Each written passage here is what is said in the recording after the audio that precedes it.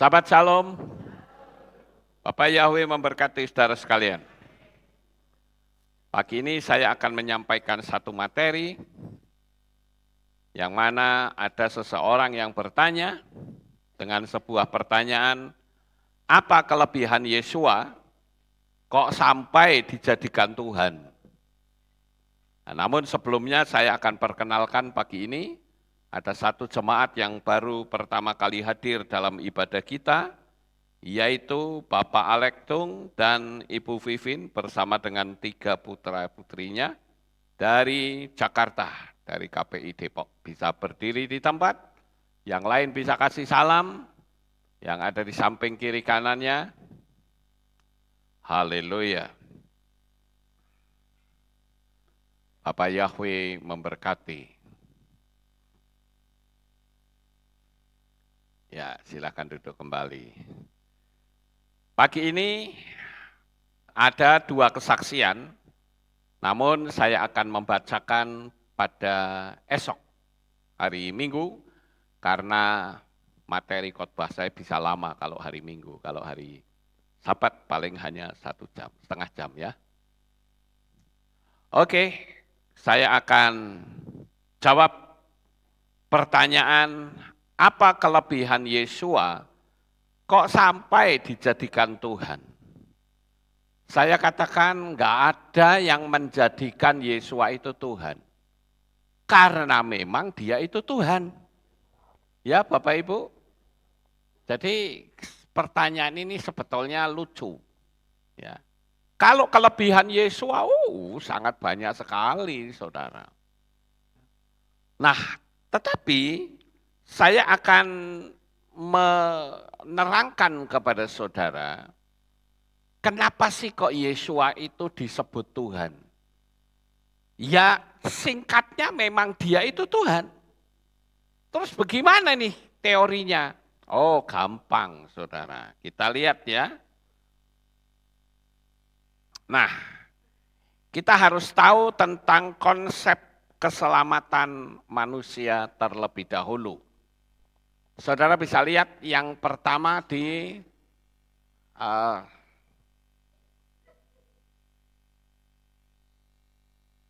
nah di sini dulu ya, di sini. Manusia jatuh dalam dosa. Kita lihatnya dari sini, kemudian ke sini, kemudian ke sini ya. Jadi jangan lihat semua, lihat sini dulu. Lihat sini dulu. Ya. Jadi yang pertama adalah manusia jatuh dalam dosa.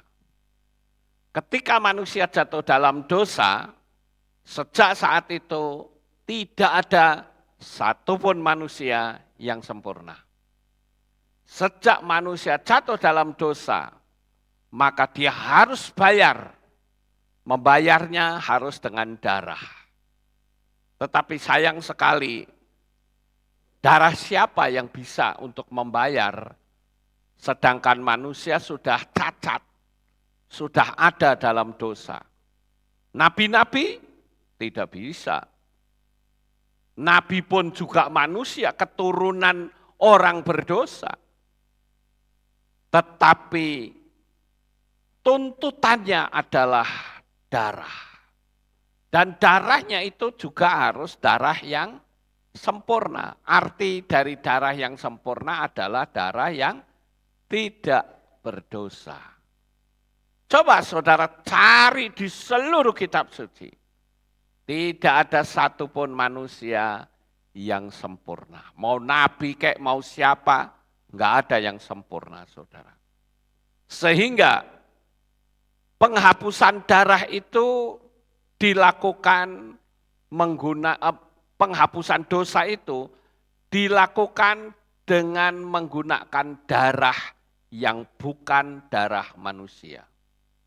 Yaitu darah binatang. Khususnya domba.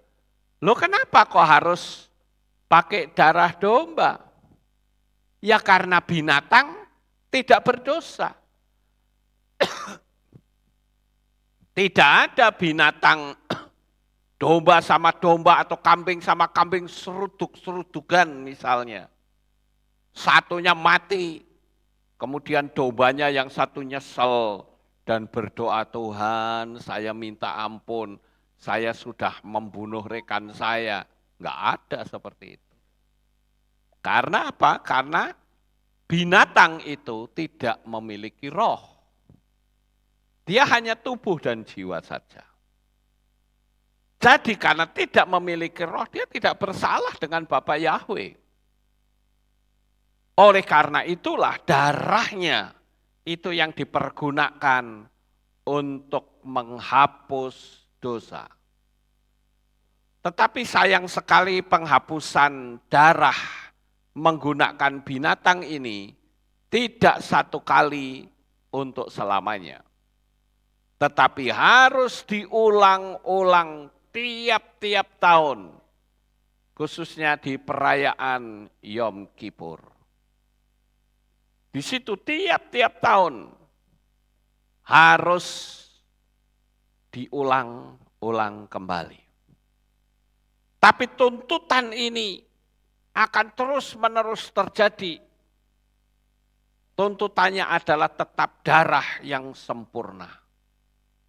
Lalu siapa yang bisa menyelesaikan masalah ini? Sedangkan manusia itu sudah jatuh dalam dosa. Tidak ada manusia yang sempurna. Yang sempurna itu hanya Bapa Yahweh saja. Sedangkan yang dituntut adalah manusia. Maka tidak ada cara lain, maka Bapa Yahweh itu sendiri yang harus menjadi manusia.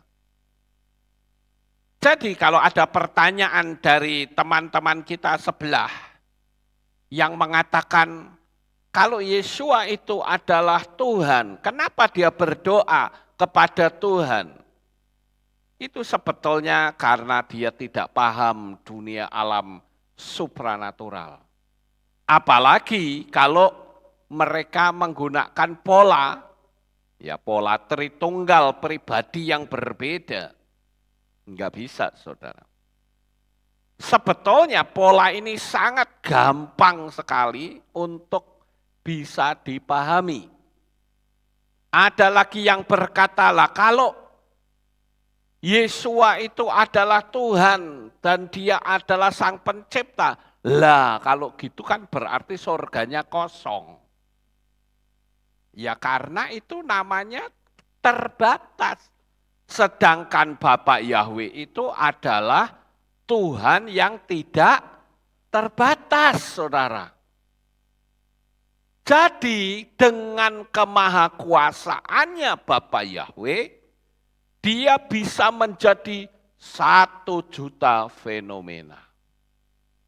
Apakah dengan 1 juta fenomena itu berarti ada 1 juta pribadi?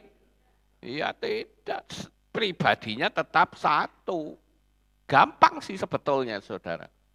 Tapi oleh kaum teolog diputar-putar sampai mumet, saudara. Simpel sekali sebetulnya.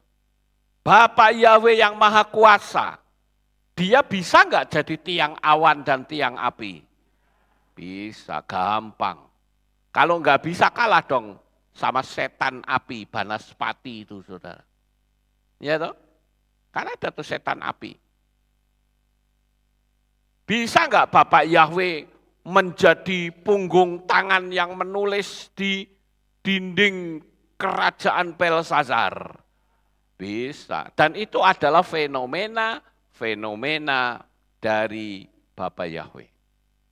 Dia bisa jadi apa saja, saudara. Maka saya katakan dengan kemahakuasaannya Bapa Yahweh, dia bisa jadi 1 juta fenomena. Makanya kalau ada konsep teologi yang mengatakan bahwa Yesua itu bukan Yahweh, wah itu parah, saudara. Parah turnemen. Kenapa? Karena Yesua berkata, kamu akan mati dalam dosamu kalau kamu tidak percaya bahwa akulah dia. Lah dia itu siapa? Ya Bapa Yahweh, saudara. Sampai di sini paham? Gampang sekali sebetulnya. Orang yang nggak sekolah pun ngerti, mbah-mbah yang ada di Kehilat Alef tahu saja gampang, mudah sekali menangkapnya. Jadi dengan kemahakuasaannya dia bisa jadi apa-apa, apa saja. Bahkan ketika ada 3 pemuda di bawah ancaman Raja Nebukadnezar, Hananya, Misael, Azaria, diancam kalau kamu tidak mau menyembah patung buatanku, maka kamu akan aku bakar hidup-hidup. 3 pemuda itu berkata apa? Aku tidak akan mau menyembah patung buatan Tuanku Raja. Dia katakan ada Elohimku yang akan melindungi aku. Tetapi seandainya tidak, nah ini baru yang namanya iman, saudara. Seandainya tidak, aku tetap tidak mau menyembah patung buatan Tuanku Raja. Itu baru iman, saudara. Iman itu tidak takut dengan ancaman. Ya, diancam model apa, tatai. Itu baru yang namanya iman, saudara. Jadi dari fenomena-fenomena yang ada satu fenomena yang paling ditakuti oleh setan, yaitu ketika Bapak Yahweh sendiri menjadi manusia dengan pola yang natural, dengan pola yang alamiah. Dia dilahirkan dari seorang perempuan.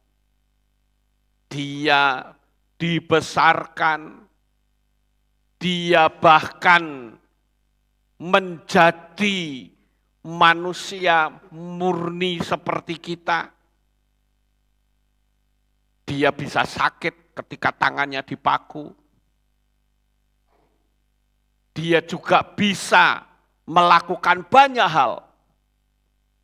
Makanya saya katakan Yeshua itu adalah sang pencipta itu sendiri. Paham Bapak Ibu? Jadi sekali lagi kalau ada teologi yang mengatakan Yeshua bukan Yahweh, parah jawabannya saudara. Dia adalah sang pencipta itu sendiri. Sekali lagi saya kutipkan ayat yang mengatakan kamu akan mati dalam dosamu. Ingat saudara, mati dalam dosa. Kalau apa? Kalau tidak mengakui bahwa akulah dia, akulah Yahweh. Makanya ketika dia disalib, ada tulisan prasasti yang dibuat oleh Pontius Pilatus, setan itu ngerti. Sehingga ahli Taurat dan orang Farisi mengatakan, jangan kamu katakan Yesua orang Nazaret, raja orang Yahudi. Tapi tulislah, akulah raja orang Yahudi. Tapi Pontius Pilatus berkata, apa yang sudah tertulis, biarlah tertulis. Jadi, tetap akan terbentuk huruf Yeshua HaNazrit wa Melech HaYehudim. Kalau diambil huruf depannya saja YHWH. Jadi yang disalib itu adalah Yahweh sendiri, saudara. Hati-hati, ini menyangkut keselamatan ya Bapak Ibu. Jangan kita bebek kalau ada orang ngomong, terus kita tinggal aminkan tanpa kita tahu teologianya yang benar. Saya seringkali melihat ya, orang-orang begitu ada orang yang posting begini, wah langsung diaminkan tanpa dia pikir terlebih dahulu.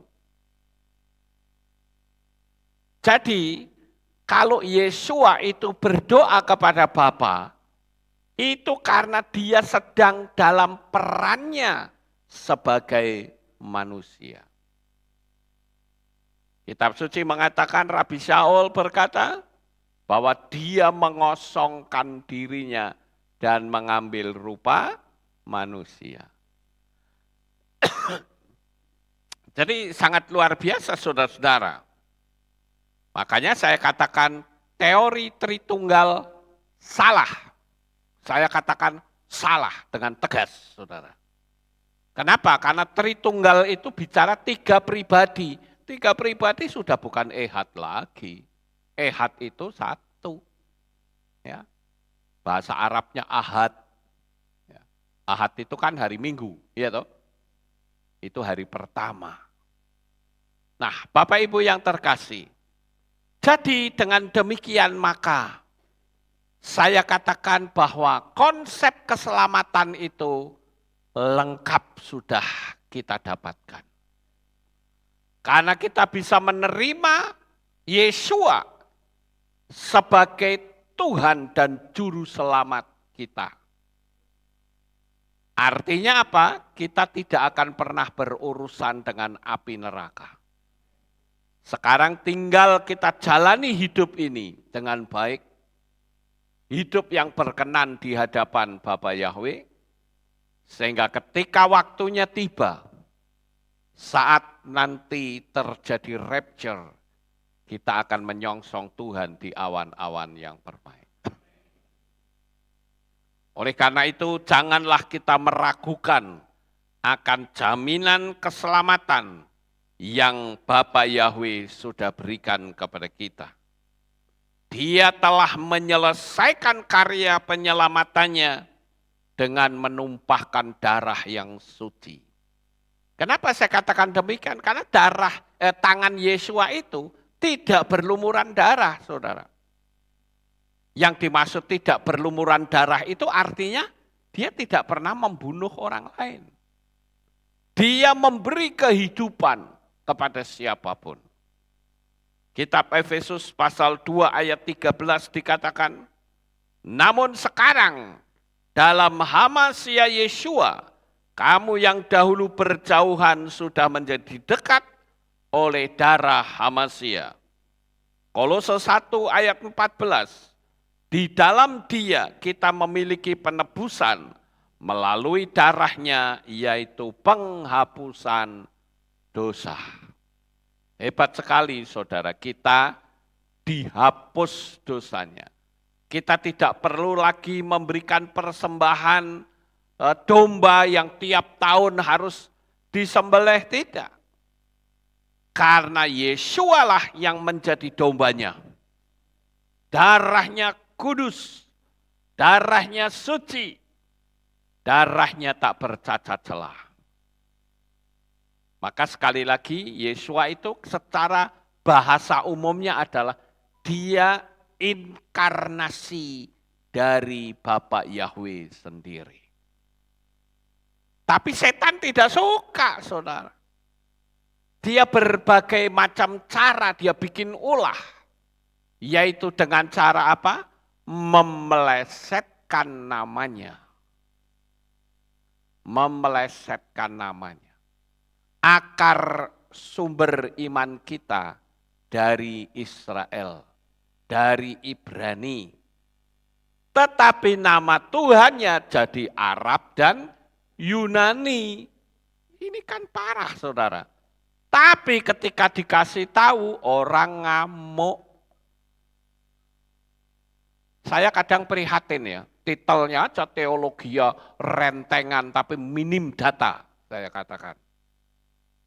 Kasihan jemaat yang digembalakannya. Padahal di sini mbah-mbah tua ngerti nama Yahweh. Masa yang sekolah teologi bertitel nggak ngerti nama Yahweh. Bahkan ada yang mengolok-olok makanan apa itu, kurang ajar, saudara. Ya itulah model alahisme ya kayak begitu. Ya. Jadi kita sebagai anak-anak Bapa Yahweh teguhkan iman saudara. Karena sebentar lagi Dia yang telah turun ke dalam dunia ini, Dia akan datang kembali. Dia datang kembali bukan sebagai bayi. Dia datang kembali sebagai mempelai pria kita. Dia akan turun dan kita akan menyongsong Tuhan di awan-awan yang permai.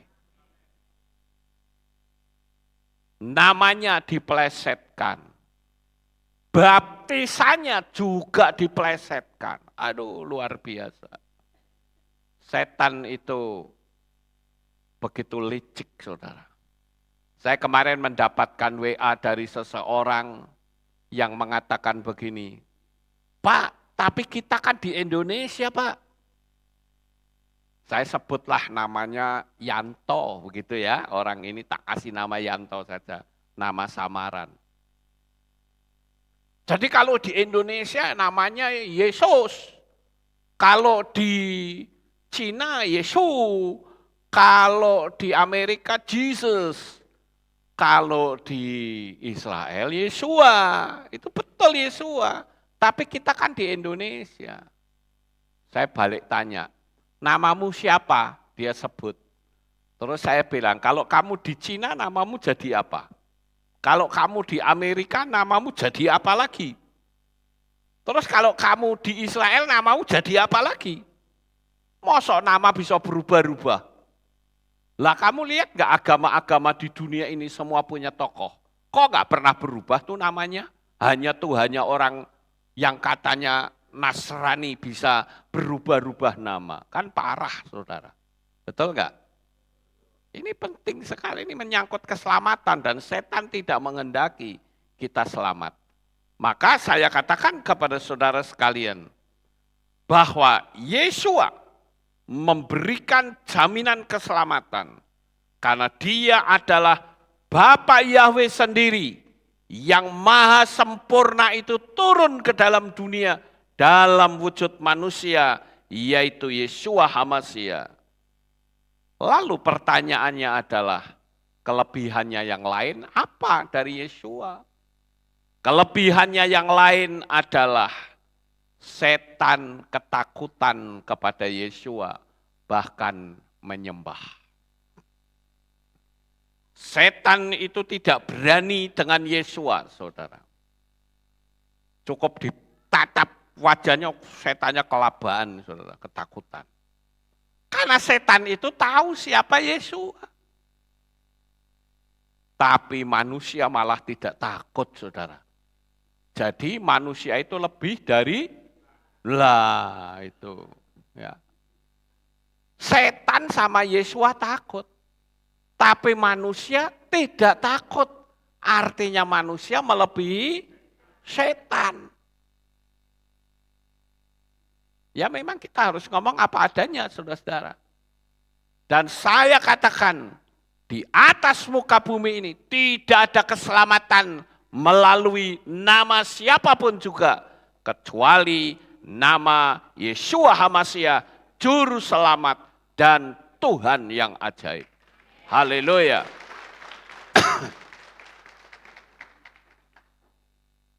Makanya kalau ada orang yang menolak Yeshua, saya mau tanya, Anda pengen diselamatkan pakai darahnya siapa? Orang yang sudah panggil nama Yahweh, sudah terima Yeshua, lalu dia belajar sama orang Yehudi. Lalu karena Yehudinya menolak Yeshua, kita ikut-ikutan, lalu kita ngomong, tuh orang Yehudi aja nggak berani panggil Yahweh. Dia pun menolak Yeshua, masa kita mau lebih Yehudi? Saya katakan bukan mau lebih Yehudi atau tidak. Kita itu mau ikut apa yang firman Tuhan tulis. Itu aja. Sepandai-pandainya orang Yehudi membaca Yod-He, Waw-He, kepleset jadi Adonai, bayangin aja. Jadi tidak ada manusia yang bisa menyombongkan diri. Kita pun juga tidak bisa menyombongkan diri karena kita percaya kepada Bapa Yahweh. Karena itu semua adalah anugerah yang Bapa Yahweh berikan kepada saudara dan saya. Waktunya tidak lama. Bayangkan kalau nanti sampai Yeshua datang dan ada di antara saudara yang tertinggal, saya katakan Anda tidak mungkin bisa menempati rumah semewah apapun. Saudara juga tidak bisa pegang duit sebanyak apapun yang saudara punyai, semua akan dikontrol dalam satu sistem pemerintahan tunggal. Makanya disebut one world order. Dan ini sekarang sudah bergerak ke sana. Bahkan mereka sudah berani terang-terangan, nggak ada sembunyi-sembunyi lagi. Kamu tidak mau, ancam, ancam, ancam. Saya katakan jangan pernah takut dengan ancaman. Karena di dalam diri kita ada jaminan keselamatan. Ada Bapa Yahweh, saudara-saudara. Setan ketakutan, bahkan nyembah Yesua. Saudara tahu, kalau orang-orang Yahudi sekarang yang menamakan diri Yahudi Mesianik, mereka sudah percaya Yesua loh. Cuman mereka masih malu-malu untuk menyebut Bapa Yahweh, masih pakai Adonai, Adonai Hashem. Tapi kalau mereka mau mengikuti apa yang kitab suci tulis, di dalam Difre Hayamim Alef, pasal 16 ayat 8 atau 1 Tawarikh, dikatakan Hodula Yahweh kir'obismo, bersyukurlah kepada Yahweh, panggillah namanya. Itu juga ada dalam kitab Tehilim atau Mazmur 105 ayat 1 dan Yesaya 12 ayat 4. Semua sama, panggillah namanya. Orang itu kalau dipanggil namanya seneng, saudara. Oh ini kok enggak dipanggil. Manggilnya dipleset-pleset. Ada yang bilang itu huruf mati semua, tidak bisa bunyi. Ya huruf Israel, huruf Ibrani memang huruf mati semua. Tapi tetap bisa bunyi, buktinya SLWM kok bisa jadi Shalom. Apa itu bukan huruf mati? Nah Bapak Ibu yang terkasih, ini saya katakan setan takut kepada Yesua, bahkan menyembah. Dan ini yang paling ditakuti oleh setan. Yesua bangkit dari kematian dan hidup selamanya. Kalau kita membaca kitab suci, memang kita temukan bahwa di dalam kitab suci itu ada orang yang dibangkitkan. Lazarus bangkit. Pemuda Dinain juga bangkit. Seorang perempuan yang ditutup talit sehingga Yesua berkata, talit takumi, itu juga bangkit. Tapi mati lagi.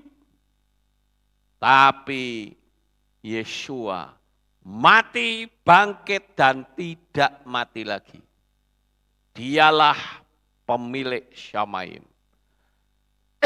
Dialah pemilik surga itu sendiri, Bapak Ibu. Kebangkitan Yesua itu menggetarkan dunia setan. Sehingga setan berusaha untuk membuat sebuah berita bohong yang berkata, mayat Yesua dicuri oleh murid-muridnya. Itu sama saja menampar diri sendiri. Masa murid-murid yang bukan militer kok bisa bongkar makam Yesua? Padahal makamnya dijaga oleh militer. Serapuh apakah militernya Romawi kok sampai bisa tembus hanya dengan murid-murid Yesua? Yang adalah orang-orang sederhana. Kan kelihatan bodohnya, betul nggak Bapak Ibu? Jadi setan dengan berbagai macam cara dia berdalih. Yesua itu tidak mati katanya. Yesua itu tidak bangkit. Aduh macam-macam. Tapi saya katakan dia mati menggantikan kita semuanya. Darahnya tertumpah, sehingga darah itu untuk menghapus dosa manusia satu kali seumur hidup. Bukan seperti yang dilakukan pada zaman Torah tertulis atau Torah Sepiktaf, bahwa tiap-tiap tahun mereka harus mempersembahkan korban, tidak perlu lagi. Darah Yesua cukup untuk menghapus dosa kita. Kemudian yang berikutnya, apa sih keistimewaan Yesua? Kelahirannya dan kematiannya menggegerkan dunia setan.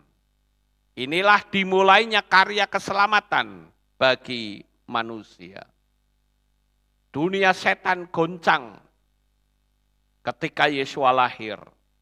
Sampai-sampai para malaikat ikut turun tangan memberikan kabar bahwa Yesua sang juru selamat itu datang ke dunia ini. Luar biasa, saudara. Kita lahir, nggak ada tuh malaikat yang teriak-teriak ke sana kemari. Saya belum pernah dengar ada cerita malaikat itu teriak-teriak, Lukas Sutrisno lahir gitu. Enggak ada. Tapi Yesua lahir, gegernya sedunia, saudara. Ketika dia lahir di kandang, kandang jadi terkenal. Ketika dia mati, Bukit Golgota jadi terkenal. Luar biasa sekali, di mana Yesua berada. Dan saya katakan kalau Yesua ada dalam hatimu, engkau akan dikenal. Minimal dikenal oleh para malaikat bahwa engkau adalah miliknya Bapa Yahweh. Haleluya. Luar biasa sekali, saudara. Kemudian yang berikutnya, apa keistimewaan Yesua? Hikmatnya tanpa batas. Bahkan para imam dan orang Farisi kebingungan menyaksikan hikmatnya yang luar biasa. Makanya kalau ada berita di luar sana yang mengatakan waktu Yesua kecil, dia pergi ke Tibet belajar di sana. Saya katakan itu ngawur, saudara. Budaya Israel tidak mungkin anak keluar dari negaranya, ya, kemudian belajar keluyuran ke sana kemari. Kalau sampai seperti itu berarti Tibet lebih hebat dong dari Israel. Padahal di dunia ini tidak ada kepandaian yang melebihi hikmatnya orang Israel. Yesua dia tetap tinggal di Israel. Dan hikmatnya itu luar biasa Bapak Ibu. Ahli-ahli Taurat, orang-orang Farisi yang jenggotnya panjang-panjang, yang sekolahnya berpuluh-puluh tahun, kalah dengan Yesua. Ini luar biasa sekali. Dan saya katakan kalau kita mau sungguh-sungguh dengan Yesua, kita mau sungguh-sungguh dengan Tuhan, maka hikmatmu akan semakin bertambah. Tuhan berkenan untuk memakai saudara menjadi alatnya yang ajaib. Dan yang berikutnya yang sangat luar biasa, yaitu Yesua mampu membangkitkan orang mati. Dia sendiri adalah kuasa kebangkitan. Yesua tahu betul, sekali waktu dia pasti akan mati, dibunuh. Dan dia dibangkitkan. Dia bangkit dari kematian. Ada orang yang bertanya kepada saya begini, siapa yang mencabut nyawanya Yesua? Enggak ada. Yesua yang menyerahkan nyawanya. Jadi enggak ada orang yang merebut nyawa Yesua, enggak ada. Dia yang menyerahkan nyawanya. Jadi kematiannya Yesua itu sudah sesuai dengan jalur karya keselamatan dari Bapa Yahweh. Jadi pagi hari ini saya menghimbau kepada saudara sekalian, khususnya bagi saudara yang ada di rumah masing-masing, yang sampai sekarang mungkin saudara sudah percaya, tapi masih ragu-ragu mau baptis atau tidak segera. Kedatangan Tuhan sudah tidak lama lagi. engkau dibaptis dalam nama yang salah, harus diperbaiki. Ada orang yang berusaha mati-matian mengcounter baptisan pembaharuan. Saya kadang bingung, saudara. Dari dulu banyak tuh orang-orang yang kalau ke Israel, sudah dibaptis juga, baptis lagi di Sungai Yordan. Kok nggak ribut ya? Tapi kenapa ketika saya memberitakan baptisan dengan nama yang benar, ribut di mana-mana. Karena setan tidak suka. Apakah dengan seperti itu berarti baptisannya batal? Tidak. Baptisan terus jalan. Dan saya membaptis orang itu sudah mendekati 1.000 orang loh saudara. Hampir tiap hari saya membaptis orang. Banyak orang-orang yang disingkapkan. Bahkan kemarin saya membaptis orang di tengah malam secara streaming. Jam 1 kalau tidak salah. Secara streaming dari agama lain. Saya tanya, Anda ibadahnya di gereja mana? Oh saya bukan orang Kristen Pak. Oh haleluya. Saya tanya, kok bisa tahu nama Yahweh? Kan saya ikuti Pak Lukas 1 tahun yang lalu. Oh haleluya. Sekarang mulai Tuhan singkapkan. Jangan sampai kita menjadi istilah yang terdahulu menjadi yang terkemudian. Tapi justru yang terkemudian malah menjadi yang terdahulu. Oleh karena itu Bapak Ibu, pesan Sabat pada pagi ini. Jangan kita meragukan tentang kemahakuasaan Bapa Yahweh. Dia sendiri, Sang Pencipta itu sendiri, telah turun ke dalam dunia ini untuk menyelamatkan kita. Dia bisa jadi burung merpati, dia bisa jadi tiang awan, tiang api, dia bisa jadi apa saja, namanya juga Maha Kuasa kok. Masa kalah sama Sun Gokong? Pernah nonton film Sun Gokong? Kalau dikeroyok 50, dia jadi 50, saudara. Royok orang 50 gitu, langsung dia jadi 50. Masa kalah? Bapak Yahweh kan Maha Kuasa. Dunia alam roh itu memberitahu kalau itu tuh ilmu penggandaan diri. Ya.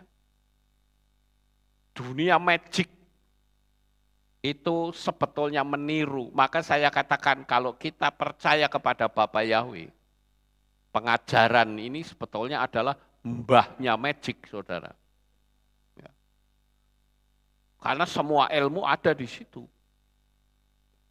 Oleh karena itu, jangan ragukan kasih sayangnya. Waktunya sudah tidak lama. Semakin cepat, semakin baik. Semakin kita dekat kepada Bapa Yahweh, dan saat Dia datang, kita akan menyongsong Tuhan di awan-awan yang permai.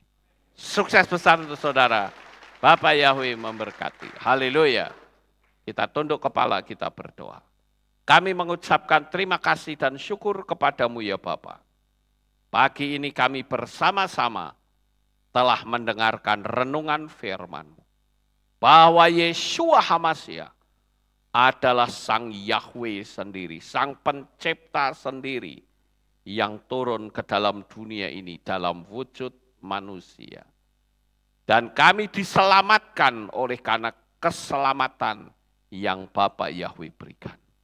Terpujilah Engkau Bapa, di dalam nama Adonai Yeshua HaMasyiah kami sudah berdoa.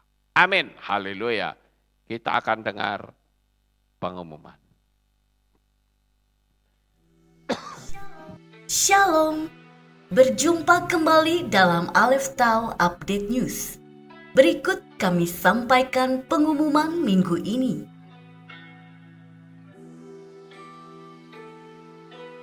Divisi Ibadah Anak membuka kesempatan bagi saudara yang tergerak ingin melayani di Divisi Ibadah Anak. Saudara yang berminat dapat menghubungi Bu Yeni melalui nomor 0878 8813 3201 Demikian pengumuman untuk minggu ini. Sukses besar untuk saudara. Bapa Yahweh memberkati. Kebaktian kita, saya mengundang jemaat Tuhan kita bangkit berdiri, kita tutup dalam doa. Terima kasih Bapak Yahweh, selesai sudah ibadah kami, dari awal pertengahan sampai pada akhirnya. Sebentar lagi kami semua akan kembali pulang ke rumah kami masing-masing. Jaga lindungi, peliharakan kami sampai di rumah dengan selamat. Pertemukan kembali kami esok untuk bersama-sama kami memuji dan meninggikan Engkau. Terima kasih ya Tuhan, inilah doa syukur yang kami naikkan kepadamu di dalam nama Adonai Yeshua HaMashiach. Kami sudah berdoa. Mari kita angkat tangan kita dan kita akan menerima berkat Kohanim. Haleluya. Yefareh keka Yahweh wa yishmereka.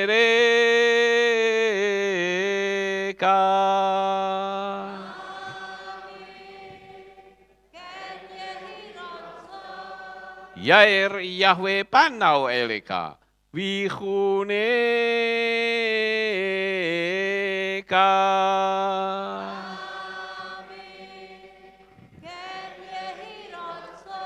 Yesa Yahweh panau eleka wa yashem lecha shalom.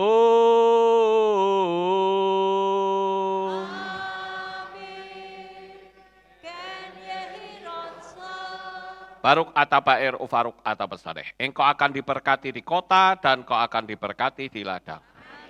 Baruk peripit neka, ufri atmatka, ufri fahemteka, syekar alapeka, westerot soneka. Diberkatilah buah kandunganmu, diberkati hasil bumimu, diberkati hasil ternakmu, anak-anak lembumu dan anak-anak dombamu. Baruk tanah kau misyarteka, diberkatilah bakulmu dan tempat adonanmu.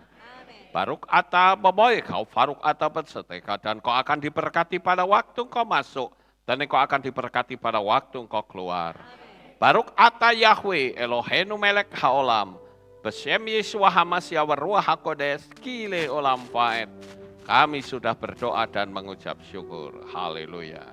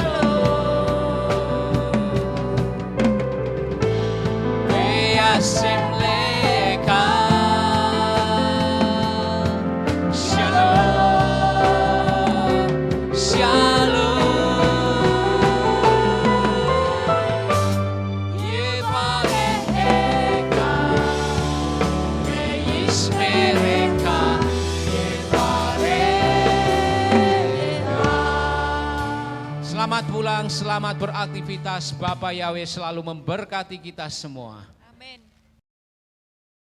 Bapa Yahweh yang Maha Kuasa, terima kasih atas kehadiran Bapak Ibu Saudara sekalian dalam ibadah bersama kami di Kehilat Alef Tau Magelang. Doa saya Bapak Yahweh memberkati dengan kesehatan yang sempurna, damai sejahtera dan berkat materi yang semakin melimpah. Kami menunggu kembali kehadiran Bapak Ibu Saudara sekalian pada jam yang tersedia. Hari Sabat jam 5 pagi, hari Minggu jam 6 pagi, hari Rabu jam 6 sore. Siap sedialah sebagai mempelai Hamasiah untuk menyambut kehadiran mempelai pria kita yaitu Adonai Yeshua Hamasiah di awan-awan yang permai. Amen lehitraot. Shalom, sampai jumpa kembali.